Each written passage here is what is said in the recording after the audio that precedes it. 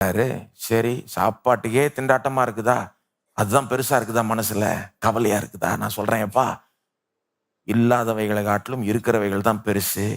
ஒருவேளை சாப்பாடு இல்லாம இருக்கலாம், ஆனா உயிரோட தானே இருக்கிற. உயிரோட தானே இருக்கு. இப்போ உயிரோட தானே இருக்கிறீங்கன்றாரு. ஆகாரத்தை பார்க்கிலும் ஜீவனம். சரி, உடை குறைவா இருக்கலாம், ஆனா சரீரமாவது இருக்குல்ல உன்ட்ட. என்ன சொல்றாரு? எப்பொழுதும் நம்மகிட்ட இல்லாதவைகளை காட்டிலும் இருக்கிறவைகள் தான் பெருசு. ஆனா கவலைப்படுறவங்கள பாத்தீங்கன்னா, கவலைப்படும் போது அந்த கவலை என்ன பண்ணிடுது, நமக்கு இல்லாததை தான் பெருசா யோசிக்க வைக்கும். பார்த்திருக்கீங்களா? நமக்கு இல்லாத இந்த ஒரு குறை, இந்த 2 குறை, இந்த 2 பிரச்சனை, இந்த 3 பிரச்சனையை தான் பெருசா யோசிக்க வைக்கும். படுக்கும்போது தான் யோசிக்கிறோம், எந்திரிக்கும்போது தான் யோசிக்கிறோம், வேலைக்கு போகும்போது தான் யோசிக்கிறோம், சபைக்கு வரும்போது தான் யோசிக்கிறோம், பாடும்போது தான் யோசிக்கிறோம், செய்தி போகும்போது தான் யோசிக்கிறோம். அதாவது வேற எதுவுமே மனசுக்கு வராத அளவுக்கு செஞ்சிடும் கவலை விட்டா. அதனுடைய தன்மையே அதுதான். மற்றது எல்லாத்தையும் விழுங்கி போட்டு நீங்க உங்க வாழ்க்கையை பற்றி யோசித்தாலே என்ன மனசுக்கு வருது? பிரச்சனை தான் வருது. அதனால தான் ஜனங்களை கேட்கும்போது எப்படிங்க இருக்கிறீங்க, கவலைப்படுற ஜனங்கள் எப்படி சொல்லுவாங்க? உடனே பதில் வரும், ஒரே பிரச்சனையா இருக்குங்க.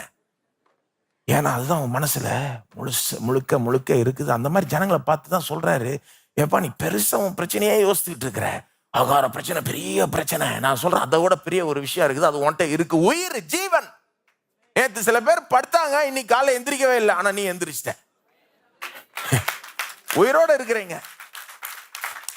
உடையே பிரச்சனையா இருக்கலாம், ஆனா ஒரு சரீரமாவது உங்களுக்கு இருக்குது. எப்பவுமே பாத்தீங்கன்னா நம்ம என்ன பிரச்சனை இருந்தாலும் நமக்கு இல்லாதவைகளை காட்டிலும் இருக்கிறவைகள் பெருசு. கர்த்தர் அவ்வளவு நல்லவர், அந்த மாதிரி ஆக்கிட்டாரு பாருங்க. எப்பவுமே உதாரணத்துக்கு சில பேர் வந்து பாருங்க, பிள்ளைகளை பற்றி கவலைப்பட்டு இருக்காங்க. என் பிள்ளைகள் நல்லா வருமா, ஒரு மாதிரி போயிட்டு இருக்குங்க, சொல்ற பேச்சை கேட்க மாட்டாங்க,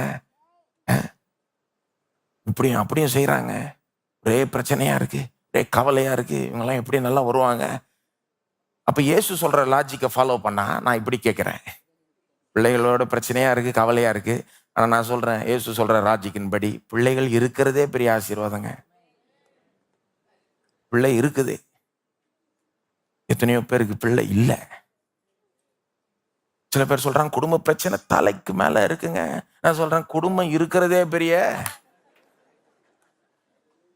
எங்க வேலையில புழிஞ்சு எடுக்கிறாங்க, ஒர்க் பிரஷர், டென்ஷன் அந்த அளவுக்கு இருக்குது.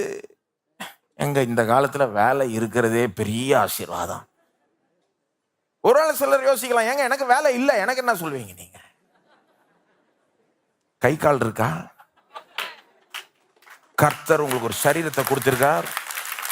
உலகத்திலேயே மிக பவர்ஃபுல் மெஷினை கொடுத்திருக்கிறார், உங்க மூளை, பிரெயின்.